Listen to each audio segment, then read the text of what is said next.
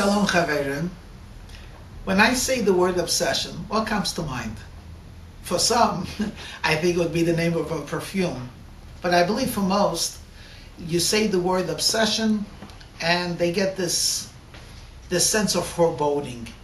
It's something unhealthy, something that's engrossing, something that captivates, but in an unhealthy way. I mean, just fill in the blank. So-and-so is obsessed with. And you'll see that very often the response or the conclusion is not something very healthy. But I'd like to talk to you about a healthy obsession. It's our obsession, the collective obsession of Jewish people to rebuild the third temple.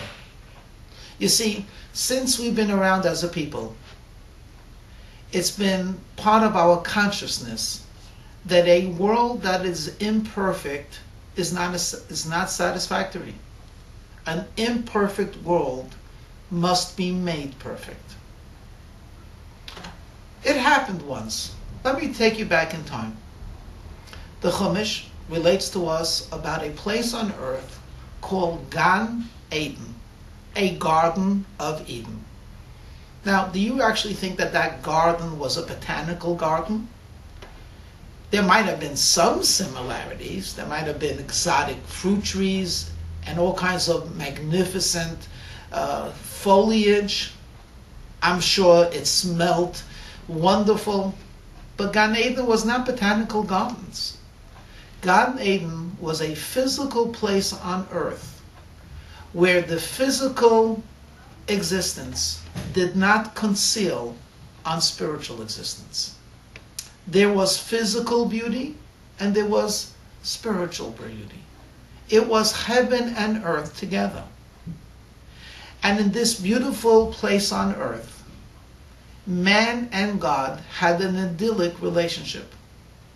God speaks to Adam and he listens. It's only after the sin that he's frightened of hearing God's voice.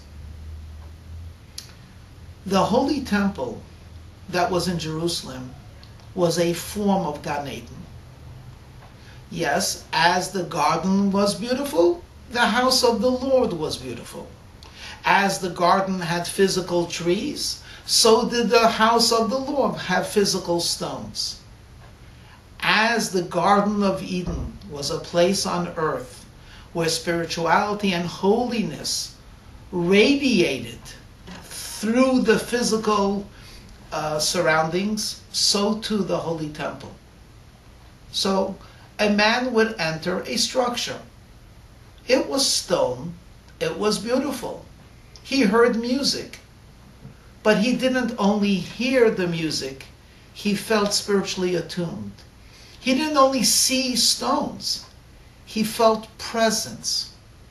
The beauty that he encountered and the holiness that he encountered uplifted and spiritualized him. Yes, my friends, there was a place on earth where a person could be recharged and leave that place energized with the knowledge that the world does not have to conceal on God, because they, or speaking as a first person, if I were to have been in the Holy Temple, I would have left with the feeling that just as God is found in Jerusalem on a Temple Mount, my job on earth, my responsibility is to feel his presence in my farm, in my locality. And as I encountered the priest doing the divine service in the Holy Temple, I was motivated to find meaning and significance in my daily encounters with fellow men. And you ask a simple question.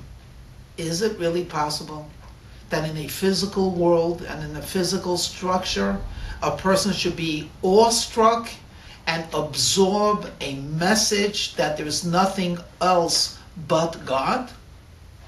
And my answer is yes, it is possible. In fact, there's a story related about that awesome Hasidic master, Rabbi Yisrael of Kushnitz. This holy tzaddik was an ascetic. He was a great Torah scholar, a great Kabbalist, and a leader that taught and inspired thousands. This holy tzaddik was actually quite frail. He had a weak body, but his spirit was very strong. And towards the end of his life, he remarked to his son, he says, "You know, my son, I have no more pleasure in eating or drinking. My physical sustenance and my true pleasure is from prayer." And then he said, "Not only is my sustenance from prayer, but I myself have turned completely spiritual." Now, his son, who was a remarkable personality in his own right, knew that the father was a man of truth and was startled. He could understand that his father would be a holy person, a person that dedicates his every moment to God, but he isn't a body. How could he say that he's completely spiritual? Without having the chutzpah to question his father, he stretched out his hand and touched his father's hand and innocently said, "Tata, ich tap gashmias." Father, I'm touching something physical.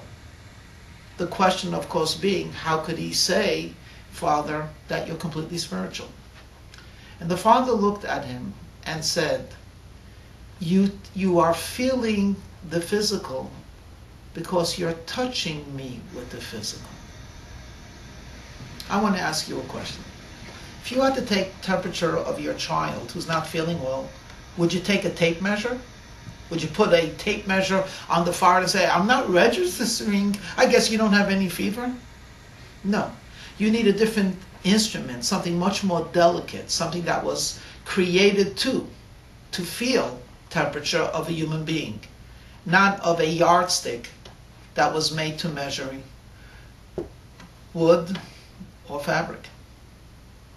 You see, when we look at the world, if you look with the physical eye and you touch with the five senses, then what we feel is physicality, gross physicality, and somehow God is somewhere in the background. But when the holy temple stood, you had no doubt. You looked at the stone, but you knew that that stone was in existence because God existed. And if you saw a sacrifice, it was because God is here. We're communicating with Him. When you touch with physical, you'll see physical. If you'll bring out your spirit and touch your neshama, you will see the spiritual. We desperately need the holy temple. We desperately need to see that this world is a meeting place between man and God. We must feel the truth that this world is a godly place, a spiritual place, a wholesome place, a place of beauty, and a place of harmony, and a place of wholesomeness. The 9th of Av is coming. The 9th of Av commemorates the temple that we once had. We hope and pray that very soon, by the 9th of Av, the third temple in heaven will have already descended. And then the 9th Av will be a day of great rejoicing and jubilation. And I certainly hope that in that jubilation and celebration, we will meet in the courtyard of the Holy Temple. Shalom.